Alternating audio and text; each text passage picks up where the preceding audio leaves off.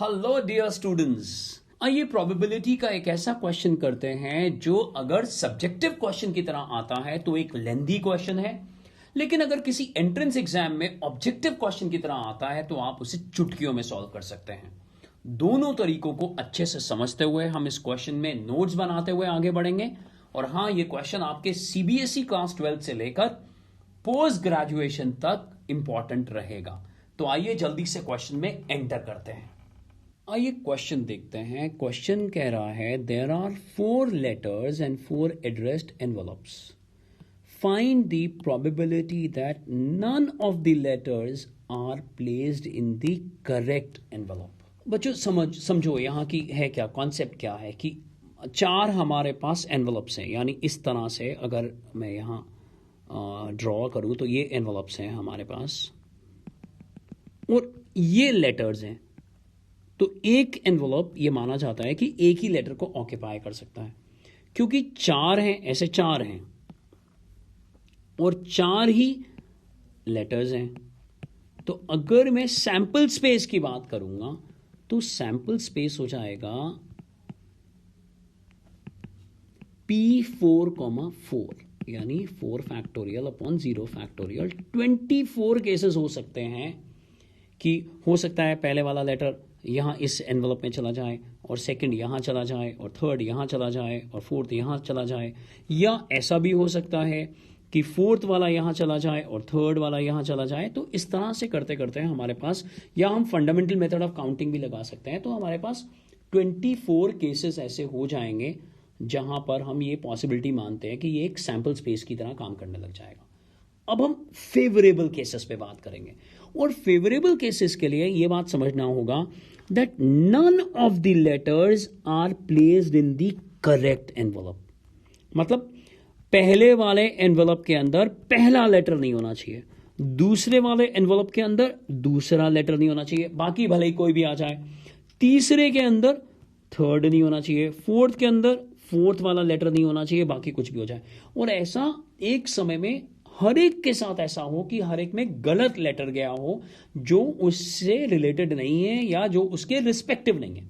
ऐसा नहीं है कि एटलीस्ट है कि यार सिर्फ पहले और दूसरे में गलत गया हो, थर्ड और फोर्थ में गलत गया हो या नहीं गया हो, उससे कोई मतलब नहीं है। सब में none of the letters are placed in the correct envelope. तो अगर ये क्वेश्चन सब्जेक्टिव होता है तो हमें पूरी प्रेजेंटेशन देनी पड़ेगी। तो आइए समझते हैं कि फेवरेबल केसेस क्या होंगे। तो आइए अब हम फेवरेबल केसेस पे बात करते हैं। हमने यहाँ क्या करा है कि इधर एनवलप्स को ले लिया है, ऐसे रोमन लेटर से ले लिया है 4, और लेटर्स को अब हम ऑर्डिनरी नंबर्स की तरह ले लेंगे। पहला केस ये बन सकता है कि सेकंड लेटर फर्स्ट पे गया हो, थर्ड लेटर सेकंड पे गया हो, फोर्थ लेटर थर्ड में गया हो और फर्स्ट लेटर फोर्थ एनवलप पे गया हो। तो ये पहला केस बन जाएगा, केस 1। दूसरा केस हो सकता है, यहां 2 फिर से लिया, ध्यान से समझिएगा, और 4 और 3 तो हो नहीं सकता, तो यहां पर हम क्या कर सकते हैं, 4 यहां 1 और यहां 3 ले लिया। फिर एक केस, थर्ड केस, अभी भी पॉसिबिलिटी बन रही है कि यहां 1 आ जाए, यहां 3 तो हो नहीं सकता, लेकिन 4 और 3 इंटरचेंज तो कर सकते हैं। तो ये 3 केसेस हो गए हमारे पास यहां पर। अब हम क्या करेंगे, एक स्मार्ट वर्क की 1 के बदले अब यहां 3 रख लेंगे, तो रिपीट कराएंगे। अब सेकंड में सेकंड लेटर तो नहीं जा सकता, वो तो करेक्ट जगह पे पहुंच जाएगा। तो हम लोग 3 4 1 2 लेने वाले हैं, फिर यहां 3 रखने वाले हैं। 3 के बाद यहां पर 4 और यहां 2 और यहां 1 ले लेंगे, यहां 3 फिर 1 और 2 और यहां 4 तो हो नहीं सकता, तो 4 पहले ही लेना पड़ेगा और यहां 2 लेना पड़ेगा। तो देखिए 3 और केसेस बन गए। अब आप कहेंगे कि यस सर, हम लोग अब यहां इसको 4 फिक्स करते हैं इस तरह से, और यहां पर रखते हैं 2 तो रख नहीं सकते, 3 2 1 आ जाएगा, 3 1 2 आ जाएगा। और अगर मैं यहां 1 फिक्स करता हूं तो यहां पर 4 आएगा सिर्फ, और इधर आ जाएगा हमारे पास 2। तो ये देखिए 3 और केसेस हो गए। तो टोटल केसेस हमारे पास कितने हो गए, 9। टोटल 9 हो गए। और प्रोबेबिलिटी की जहां तक मैं बात करूं उतना ही आसान होगा, number of favourable cases divided by total cases, और आंसर आ जाएगा 3/8। तो ये था आंसर सब्जेक्टिव तरीके से। अब आप कहेंगे कि सर आप वीडियो के शुरू में आपने बोला था कि आंसर तो कुछ ही सेकंड्स में आ जाएगा, तो वो क्या लॉजिक है? तो आइए समझते हैं कि अगर ये क्वेश्चन ऑब्जेक्टिव होता है तो हम क्या करते हैं, तो हम डी अरेंजमेंट्स यूज करते हैं, रीअरेंजमेंट्स नहीं, डी अरेंजमेंट्स। और डी अरेंजमेंट्स का फॉर्मूला क्या होता है? फॉर्मूला होता है n, यहां ऑब्जेक्ट्स ले रहे हैं हम, अगर n ऑब्जेक्ट्स को हमें डी अरेंज करना है तो फॉर्मूला है n factorial with in the bracket 1 minus 1 over 1 factorial plus 1 over 2 factorial minus 1 over 3 factorial and so on till this.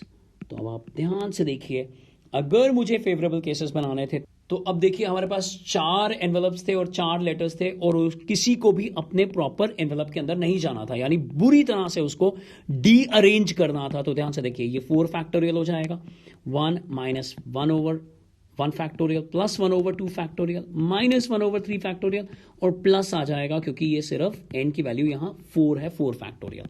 ध्यान से देखें, ये 4 फैक्टोरियल है, नीचे अगर मैं एलसीएम लूंगा 4 फैक्टोरियल आ जाएगा। या अगर इसको समझना हो तो आप इस तरह से समझेंगे, थोड़ी प्रैक्टिस होने पर आप जल्दी से भी कर सकते हैं कि आप इसे 24 लिख लें और यहां सबकी वैल्यू पुट कर दें। ये देखिए मैंने वैल्यू पुट कर दी है, ये और ये तो कट गया हमारे पास। अब 24 एलसीएम आ जाएगा और इसको सिंप्लीफाई करते हुए 12 माइनस 4 प्लस 1 ऐसा आ जाएगा, ये और ये बच्चों कट जाएगा। ध्यान से देखिए हमारे पास कितना आ रहा है 9, और प्रोबेबिलिटी हो जाएगी 9 अपॉन, आपको मालूम था P4, 4 24 आ गया था, यानी 3/8। तो देखिए ये क्वेश्चन दोनों तरह के लेवल से, सब्जेक्टिव और ऑब्जेक्टिव दोनों तरह से हो पा रहा है। इसी तरह से सारे क्वेश्चंस को करते हुए जितने भी क्वेश्चंस यहाँ प्लेलिस्ट में दिए गए हैं या डिटेल एक्सप्लेनेशन दी गई हैं लाइव लेक्चर्स के अंदर और वीडियो फॉर्म के अंदर, उनको जरूर करिएगा। इन वीडियोस को अपने दोस्तों के साथ जरूर शेयर करिए। चैनल को अभी तक सब्सक्राइब नहीं करा तो बच्चों इस चैनल को आप सब्सक्राइब कर लीजिए। बच्चों पढ़ते रहिए और आगे बढ़ते रहिए।